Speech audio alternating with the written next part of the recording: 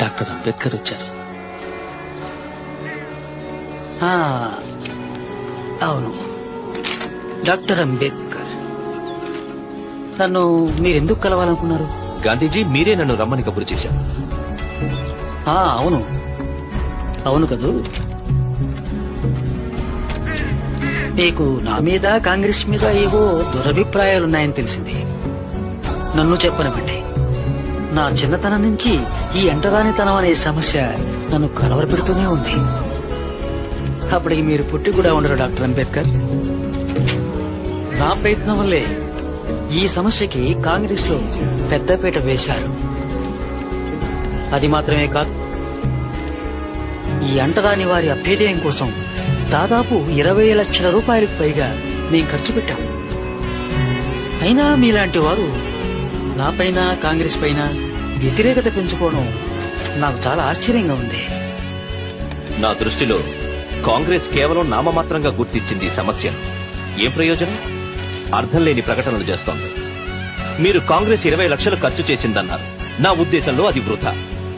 కాంగ్రెస్ కు నిజంగా నిజాయితీ అనేది ఉంటే అంటరాని తన రూపుమాపడానికి సభ్యుడు కావడానికి షరతుగా పెట్టుంటారు. ఖద్దరు కట్టుకోవడం కాదు. బ్రిటిష్ ప్రభుత్వం మనసు మార్చుకోవడం లేదని మీరంటారు. అసలు హిందువులే మనసు మార్చుకోవడం లేదని నేనంటాను.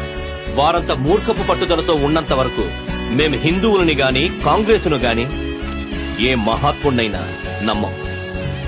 చరిత్ర చెప్తోంది, మహాత్ములంటే కేవలం భ్రమలో కనిపించే రూపాలంట. వారు సమస్యను సృష్టిస్తారు కానీ పరిష్కరించారు. గాంధీజీ నాకు మాతృదేశం లేదు. ఇది మీ మాతృదేశమేగా డాక్టర్ అంబేద్కర్. నాకందిన సమాచారం మేరకు మీరు రౌండ్ టేబుల్ సమావేశంలో చేసిన ప్రసంగాన్ని బట్టి మీరు సిసలైన దేశభక్తులను తెలుస్తుంది. ఇక్కడ మమ్మల్ని కుక్కల కన్నా హీనంగా చూస్తుంటే ఇది మా మాతృదేశం ఎలా అనగలం?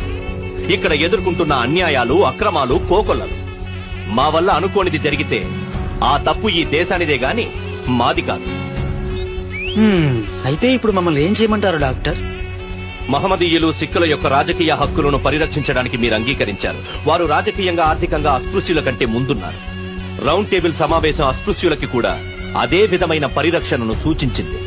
దీని గురించి మీ అభిప్రాయం? అస్పృశ్యులు హిందువులతో రాజకీయ విభజన పొందడానికి నేను వ్యతిరేకిని. అది నా ఉద్దేశంలో ఆత్మహత్యతో సమానం. సూటిగా అభిప్రాయం చెప్పినందుకు సంతోషం. ఈ కీలక సమస్యపై మన అభిప్రాయాలు తేట తెల్లమయ్యాయి.